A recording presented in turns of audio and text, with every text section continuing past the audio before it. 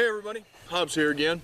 Today we're going to be putting a few rounds through a Sig 226R that I picked up the other day. Now 226 has been a well-established handgun.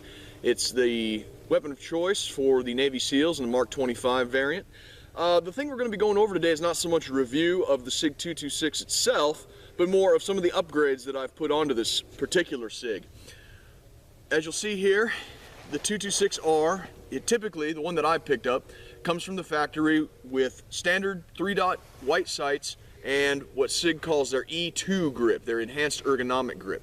I don't much care for white dot sights, and I didn't much care for the way that the E2 grip felt in my hand. It just didn't feel like it had enough texture to it. So I decided instead to swap out the sights with True Glow TFOs. Now these are my favorite pistol sights, and I really wish True Glow would get on the ball with making more models of this sight available. The TFOs stand out from the rest of the pack in that the TFO stands for Tritium Fiber Optic. Now on the market you have generally one or the other, a fiber optic pipe or a tritium insert. Now True Glow has combined both of these items into one sight. Now they are very long, but they're low profile, no snag sights.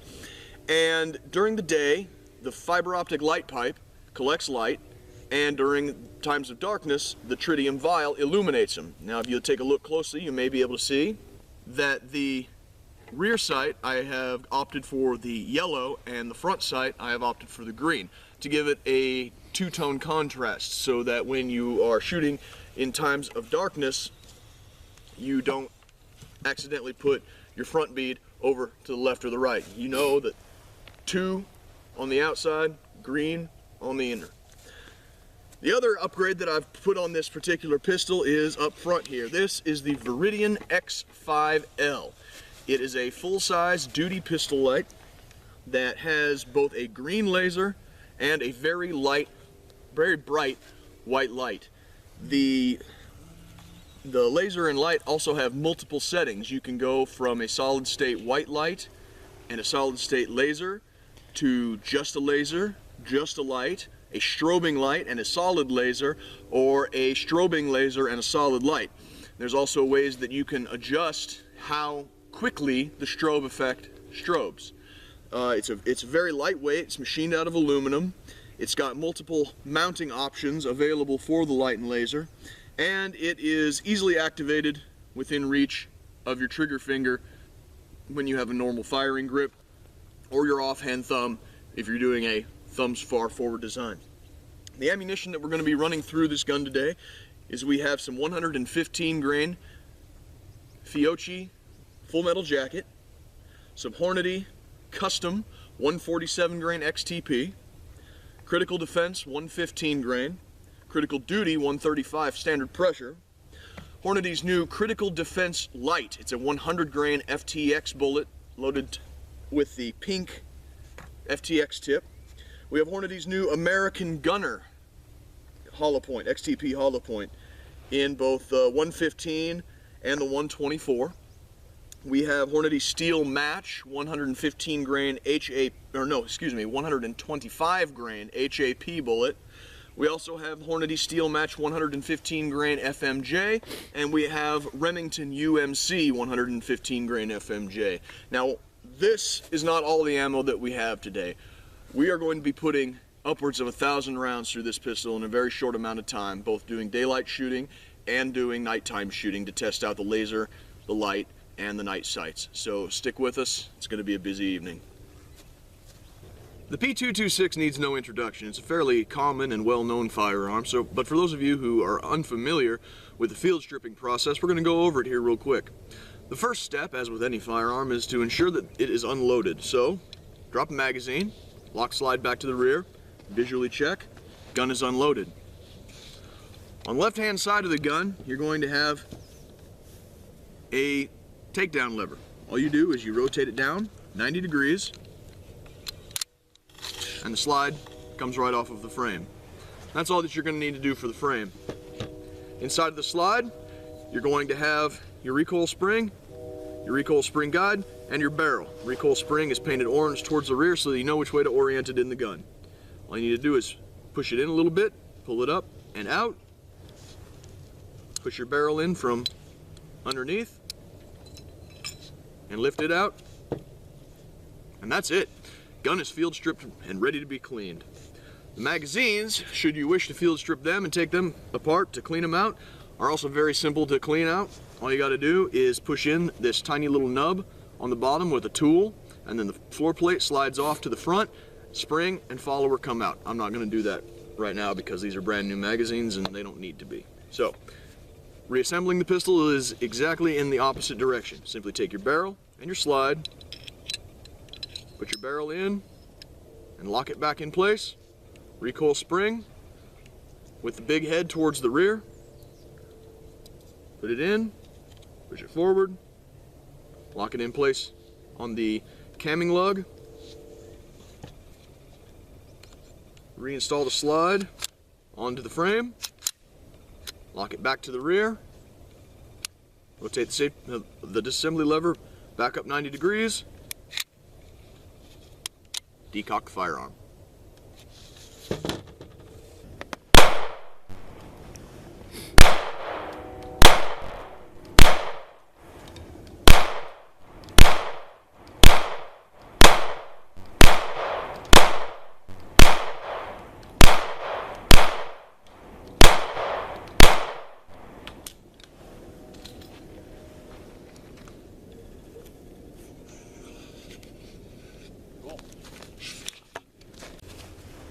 Okay, now that the sights and the laser have been zeroed on this pistol, I'm going to go and do some practical accuracy using the iron sights on these, on that little target over there. We're going to do 5-round groups, one 5-round group from each one of the ammo types that we have because our light's kind of fading fast. We're going to get through this rather quickly. First up is 115 grain Remington UMC ball.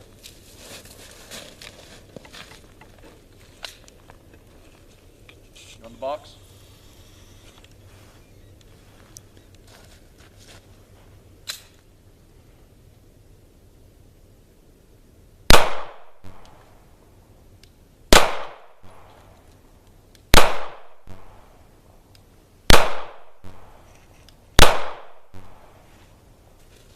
It's pretty cold out here. First shot went a little high and right, but as the bore warmed up, everything went back on target. Next up, 115 grain Fiocchi ball.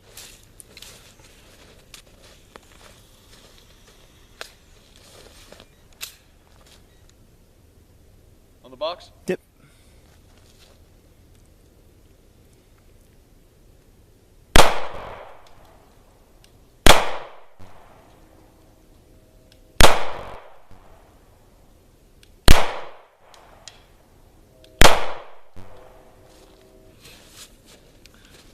Okay, again, we're having the first shot is going to be a little high and right, and the next 4 are pretty well centered on the group. Now, I am firing all of these rounds from single action, so it's not a jerked trigger due to that heavy double action first pull. So it's probably just a cold bore. It is about 29 degrees out here right now.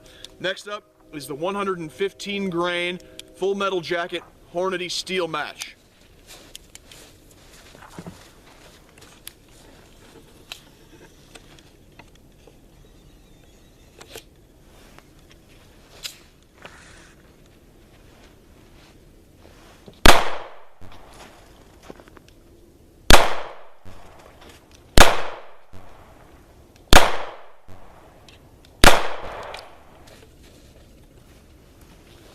Next up, from our practice ammunition, is going to be the 125 grain Hornady steel match with the HAP bullet. It's a non-expanding hollow point for target shooting.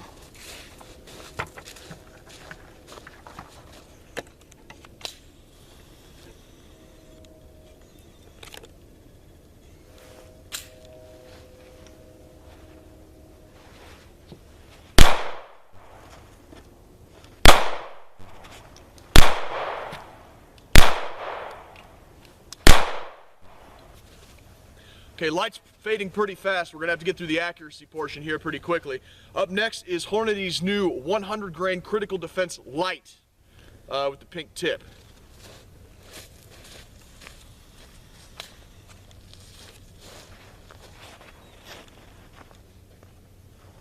Good?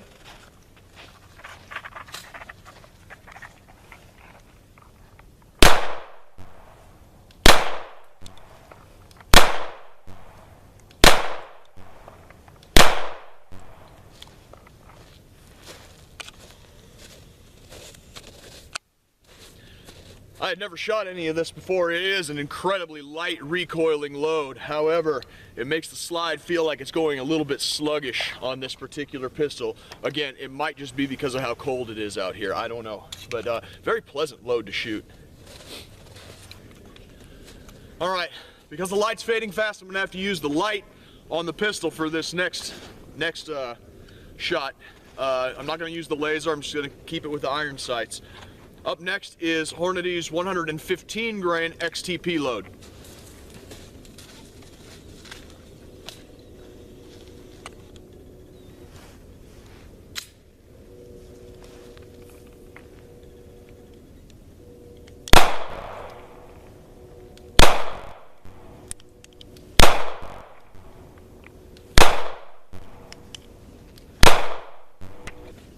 Okay, next step up in weight, Hornady's 124 grain XTP load from their new American Gunner line.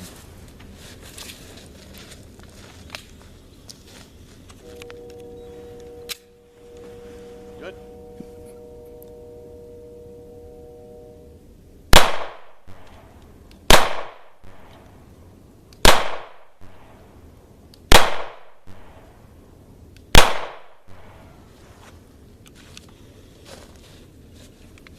All right, the next step up in weight is going to be standard pressure 135 grain critical duty. This one was made specifically to pass the FBI's barrier penetration test, and in all literature and previous testing that I've personally done, it has performed at almost match grade accuracy, so we'll see how it does out of the 226, which is a pistol that's known for its accuracy inherently.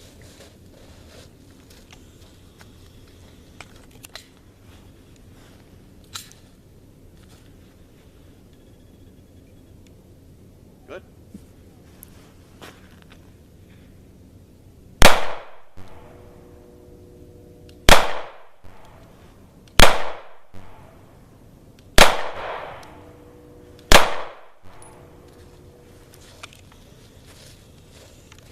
Pretty good group. A little bit of vertical stringing, but that's probably my fault.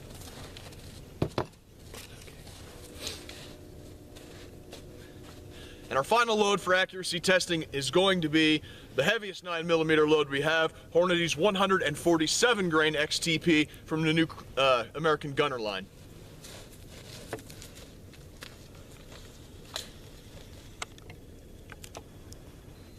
Good. Hip.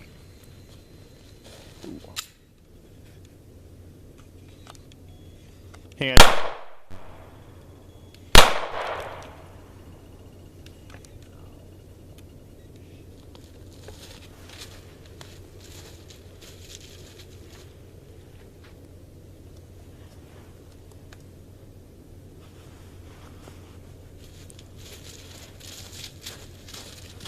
Cut those in.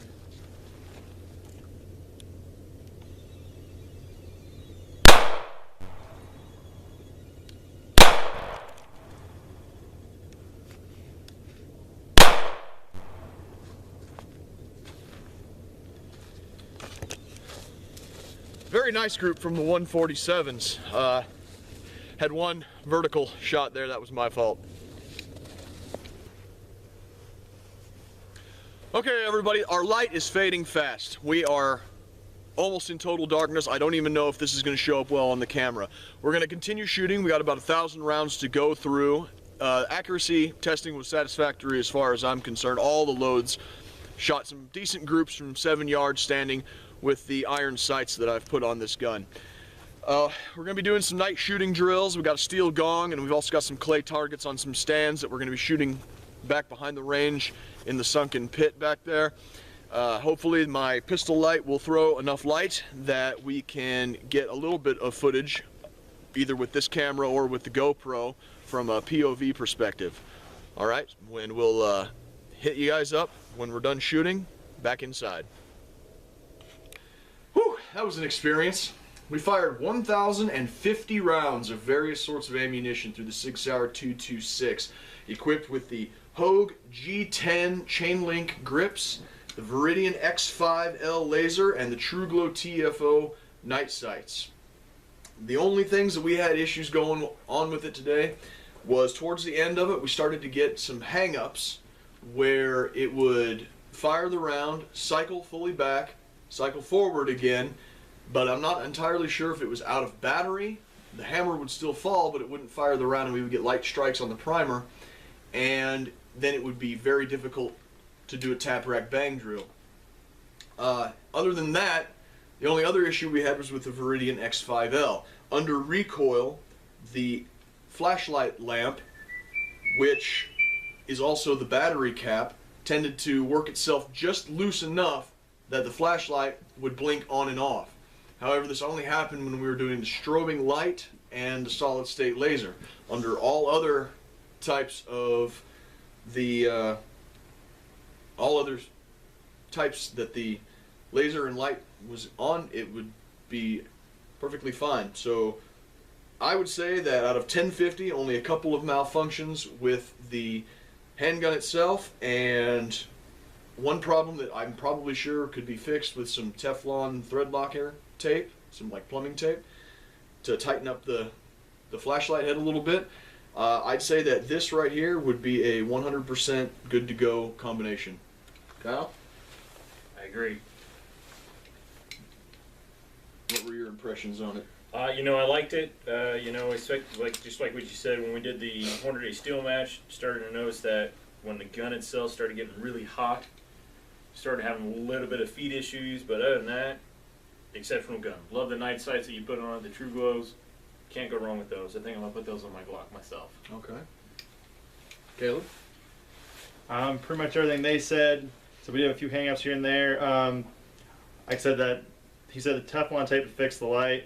I really liked it. I was shooting it double action quite a bit because I normally shoot a Smith & Wesson M&P, and I wanted to experience that. It's very nice from the double single and all that. The one issue I had, I think you had it as well, is I tend to rest my finger on the slide release so it didn't lock back, but that's just a training issue with me.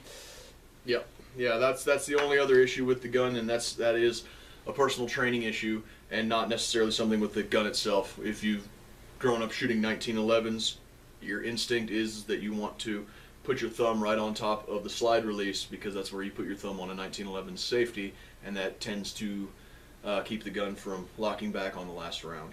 But that, like I said, that's just a feature, something that training, not something wrong with the gun. So that's it.